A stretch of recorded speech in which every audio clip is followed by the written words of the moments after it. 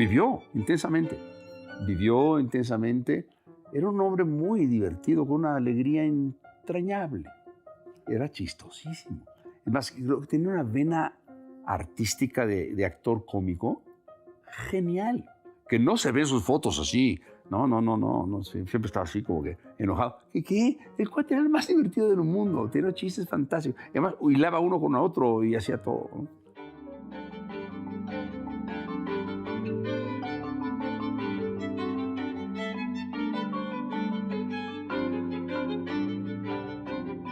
Bueno, yo lo conocí hace muchos años. Justo yo estudié Ciencias de la Comunicación y entré a trabajar a una productora que tenía una coproducción con Canal 11 y hacían programas que se llamaba Con los ojos de, y cada programa era sobre un escultor, pintor, fotógrafo, arquitecto. Fue súper interesante porque tenía 19 años y conocí a muchos artistas y a mí siempre me ha encantado el arte. Y un programa fue sobre Rafael Cauduro.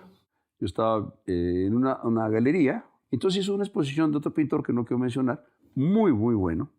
Y entonces me pongo a platicar con él. Le digo, oye, ¿conoces a Rafael Cauduro? Dice, fíjate que no. Y en eso pasa un cuate y dice, yo lo conozco. Ah, sí, tú lo conoces, sí. Entonces ya dejé al pintor y me puse a platicar con el cuate que sí conocía a Rafael Cauduro. Y empezó a platicar requete sabroso.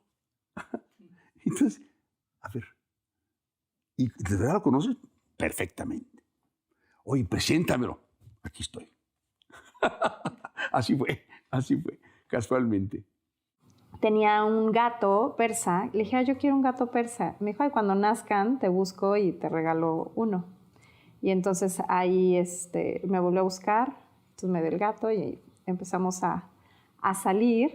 Y bueno, me llevaba muchos años y entonces en un principio, pues bueno, empezamos a tener una relación y en un principio pues era escondidas porque mis papás me iban a matar. Y luego tuvo la exposición en Bellas Artes en el 95 y ahí es cuando ya se enteran mis papás y bueno, fue un escándalo.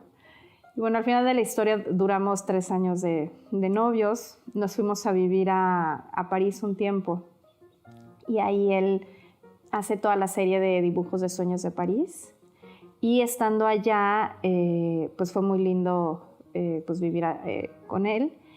Regresamos a Cuernavaca, viví en esta casa, aquí nacieron mis hijas, pero yo justo por la condición de Juliana me enfoqué mucho a la discapacidad, a las terapias. Formamos Rafael y yo una fundación en apoyo a personas con discapacidad que justo se llama Unidos Somos Iguales en Cuernavaca. Justo este año cumple 20 años la asociación.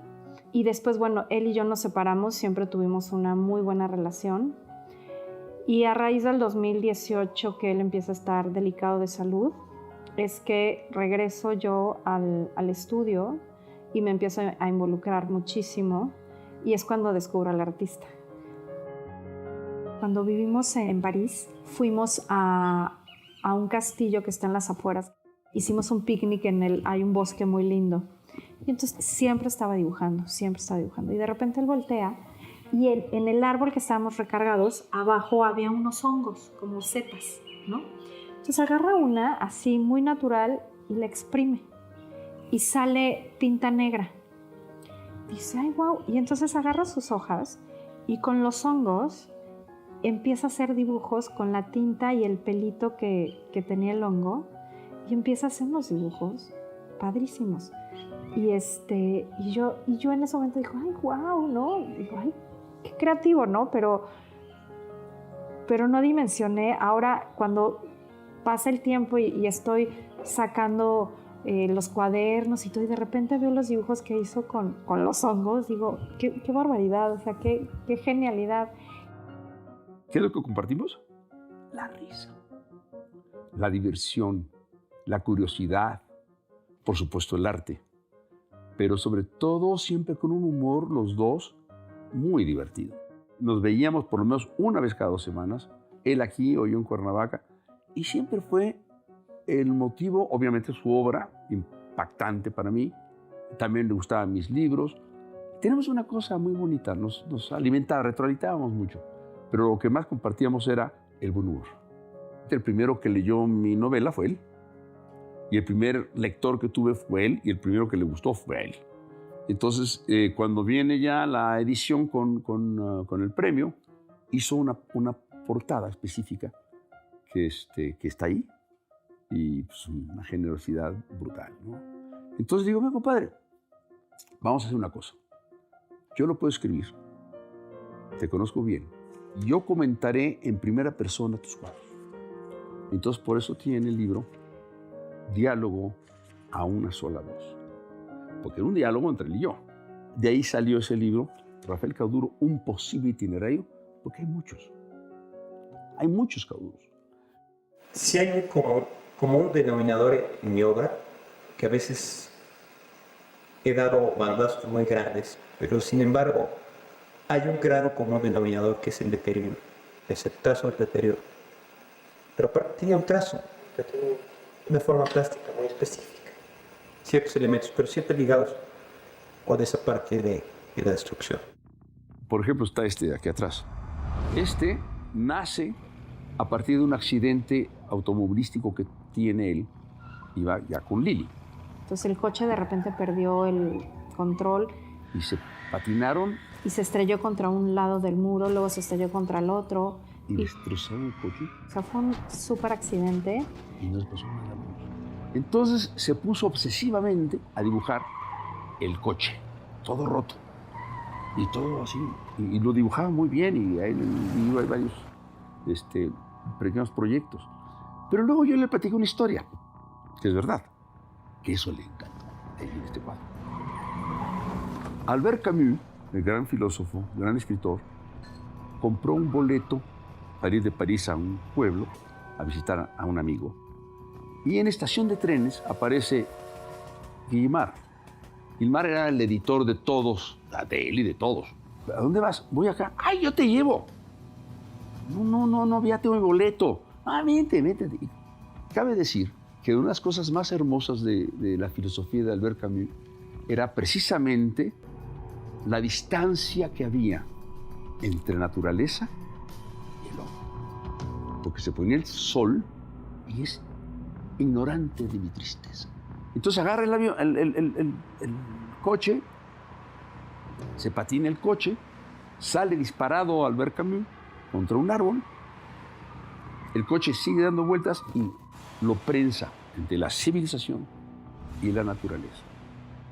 Otro argumento importante. Y muere.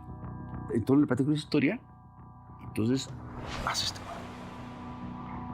Este cuadro en donde precisamente hay un árbol, un coche y una mujer que obviamente puede ser quien sea. Y de ahí salió. Con el choque y eso, poquito después, o sea, nos damos cuenta que estoy embarazada con el accidente de mi segunda hija, de Elena. Rafael pinta este cuadro en donde se pinta el muerto con el coche chocado, bueno, no chocado, él lo pinta como craquelado encima. Y para él fue muy importante porque se dio cuenta, por un lado, una confrontación ante la muerte, que lo pinta él a través de su obra muchísimas veces, ¿no? La muerte. Pero aquí él, pues, la vivió muy de cerca, ¿no? Y entonces se da cuenta de esta fragilidad de la vida. Entonces ese cuadro significa toda esta parte del duelo, ¿no? De dejar una pasión que le gustaba, y por otro lado esta confrontación ante la muerte.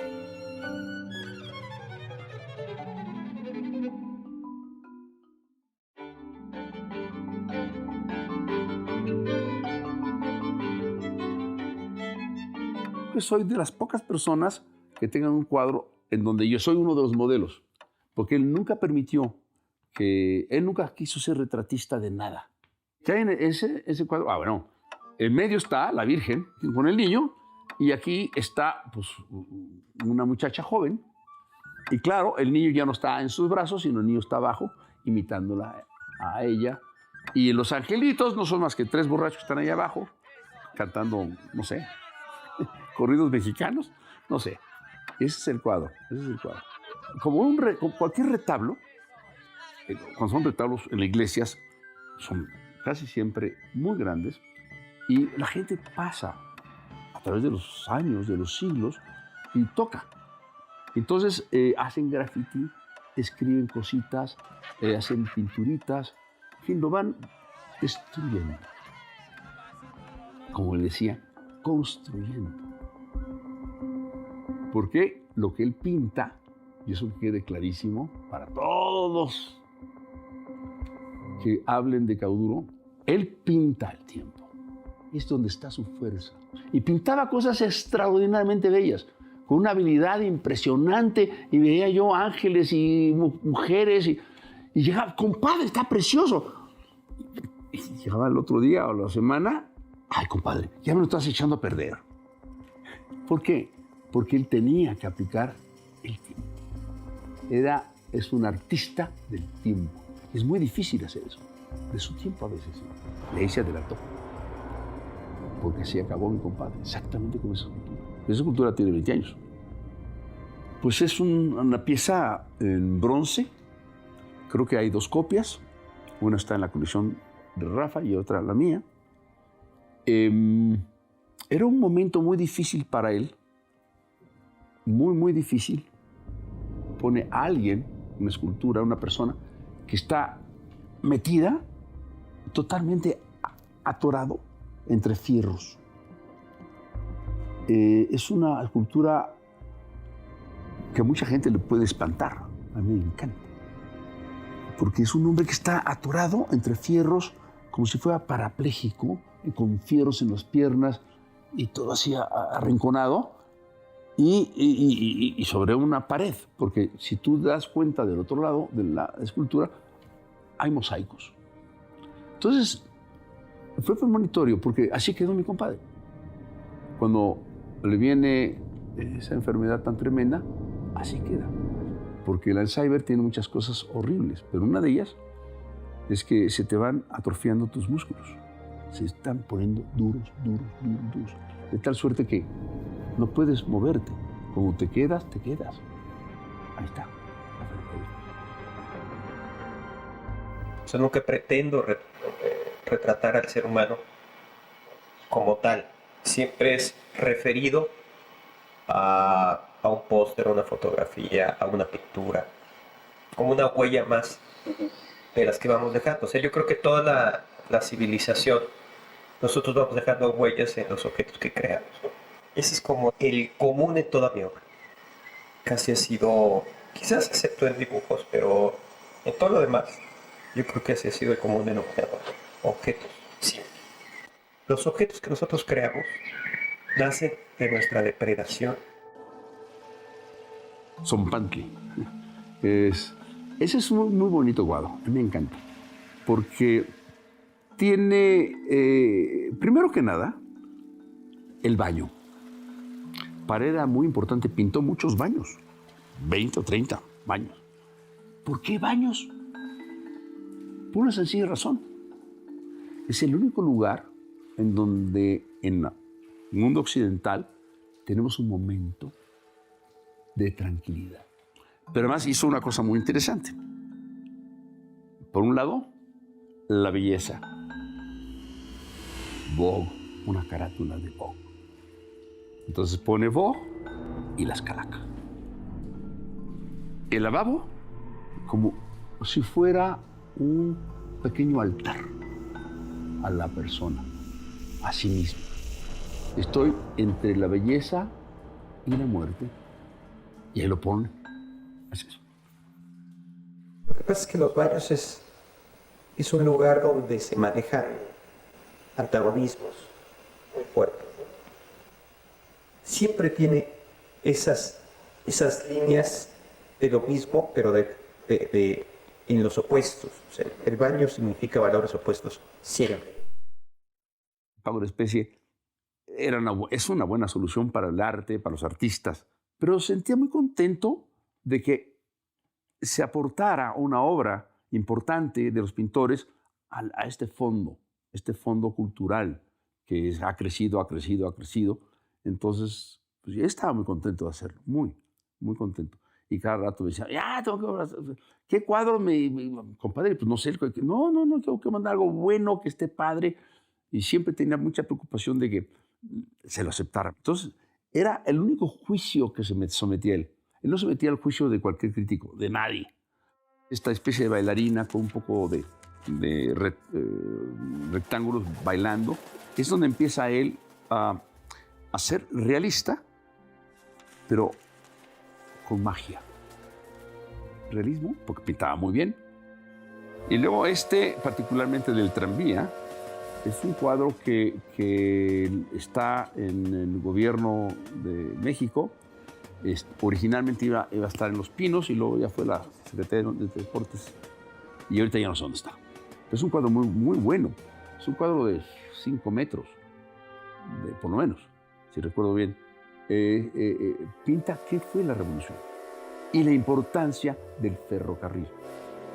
Y empieza a pintar ferrocarriles. Aunque le cambia un sentido a los ferrocarriles, al tren. El anuncio de la muerte. Y deja de ser pictórico, simplemente anecdótico, porque si ven en este cuadro, que creo que es una serigrafía, pero el cuadro es impresionante. Él tiene una serie que pinta sobre el pasaje bíblico de Sodoma y Gomorra. Y él se cuestiona mucho sobre este pasaje. Su concepción es que los ángeles de la Biblia son ángeles terribles, son ángeles castigadores, son ángeles que vienen a ejercer el poder de Dios en deterioro de la humanidad, ¿no? O sea, si te portas mal, Dios te va a mandar al ángel a que te castigue.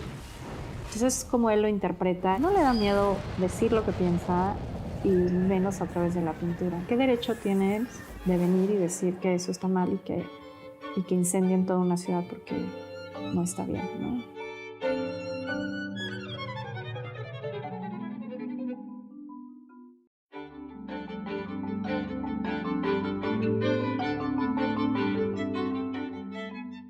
Realmente hizo 4 murales.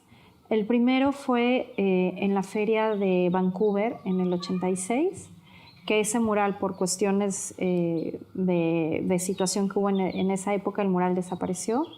Luego lo invitan a hacer los murales del metro, que es escenarios subterráneos que están en la estación del metro Insurgentes, donde él lo que pinta es un metro de la ciudad de Londres y de París. Además hizo un viaje con Carla, su mujer, su primera mujer, y fueron pues, a Moscú, fueron a muchos metros. Y llegó impactado de todo eso. Y sacó fotografías de todos los metros. Yo no sé si fue a otro lado, no me acuerdo. Pero lo que más le impactó fue el de Londres y el de París, ¿no? Y esos son los que están pintados acá. Y fue un proceso brutal porque fue la primera vez que salía del marco de un cuadro y se puso a hacer murales. Entonces empezó a aprender cómo se hace un mural. Entonces es un proceso enorme porque pues, un lienzo de un cuadro está fácil, pero arráncate con una cosa de 20 metros, como un metro, era muy difícil. Entonces tenía que tener tecnología, carpintería, para poder armar todos esos lienzos, porque son lienzos a fin de cuentas. Y entonces ahí fue un gran salto en su carrera, fue fundamental hacer eso. Obviamente la fotografía ayuda mucho, pero no proyectaba, por ejemplo. Es una cosa que jamás hizo. Sacaba fotografías, las veía y luego se arrancaba. Él no tenía un proyector de imágenes, no. Se apoyaba, pero no como muchos que proyectan y pintan sobre él. Luego vienen los murales de la Suprema Corte de Justicia. Presenta el proyecto que son los 7 crímenes mayores, que es hablar de los fallos de la justicia, o sea, pinta los archivos viciados o la tortura para sacar declaración, los feminicidios, la represión, el secuestro. Rafael se metió muchísimo en el tema de la injusticia y la verdad fue una historia para él de vida muy importante porque para hacer esos murales se metió a investigar y fue a las cárceles y platicaba con los presos y platicó con gente secuestrada, con padres de familia que asesinaron a sus hijas. Se involucró tanto que ayudó a presas en Santa Marta, Catitla, a salir por errores de la justicia y hablaba con los ministros para que les ayudaran en sus casos a gente que llevaba 15 años por un caso que no tenía sentido que estuvieran ahí, ¿no?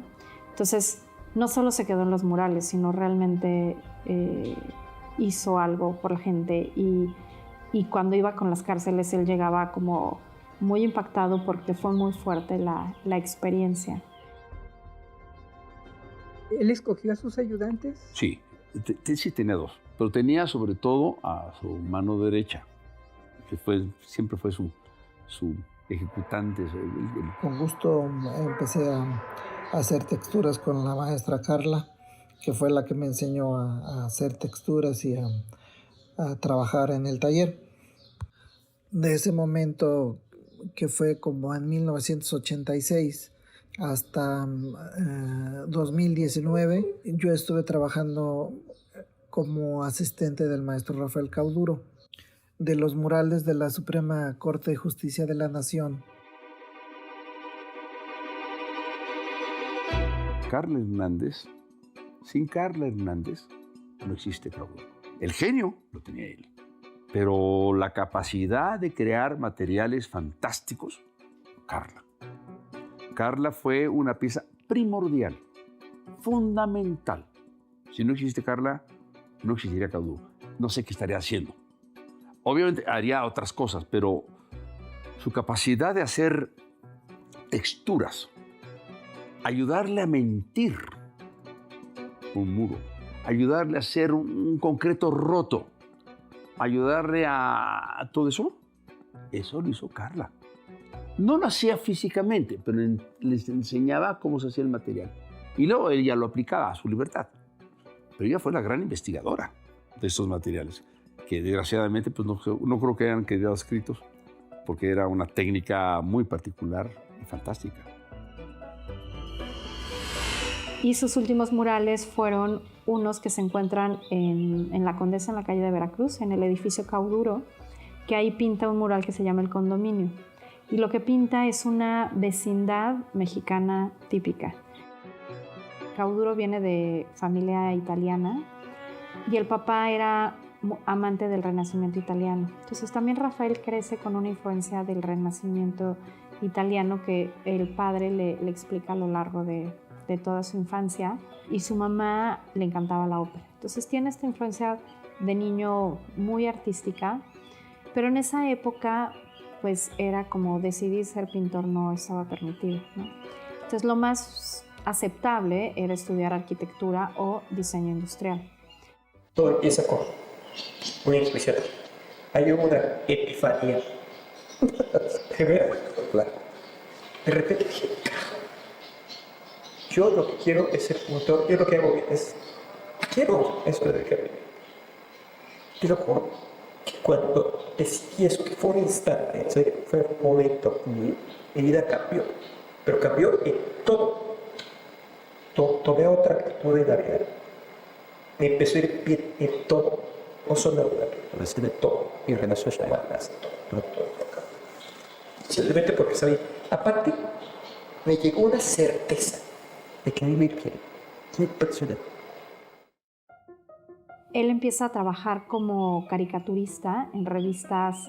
Había una revista que tenemos copias, que era la revista Caballero. En esa época era como el Playboy. Y tiene mucha caricatura. Y gracias a la caricatura, que le iba muy bien, es que puede dedicarse a la pintura. Y puede empezar a pintar y sacar una serie de obras para exponerlas. Y bueno, él cuenta que para él fue sorpresivo y un gran sueño cumplido, ¿no?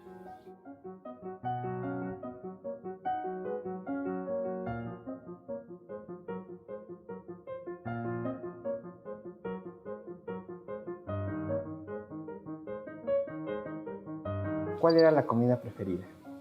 Bueno, le encantaban los hongos azules, que son mucho de la región de aquí, y los guanzontles. ¿Quién era su escritor favorito? Bueno, la verdad era un gran lector, tenía varios, pero que recuerde, le encantan los poemas de Sabines y Milán Kundera. ¿Cuál era su músico o género musical favorito? Bueno, le encantaba la música clásica, bueno, la ópera, y Beethoven y Mozart, y le encantaba una pieza en especial de Henry Gorecki. Cuando no pintaba, ¿qué le gustaba hacer? Era un gran deportista, esquiaba mucho. Iba 3 veces a la semana a esquiar a Tequesquitengo y era buenísimo. ¿Cuál era su color favorito? Yo creo que los colores tierra en general. ¿Cuál era su ciudad favorita? Cuernavaca.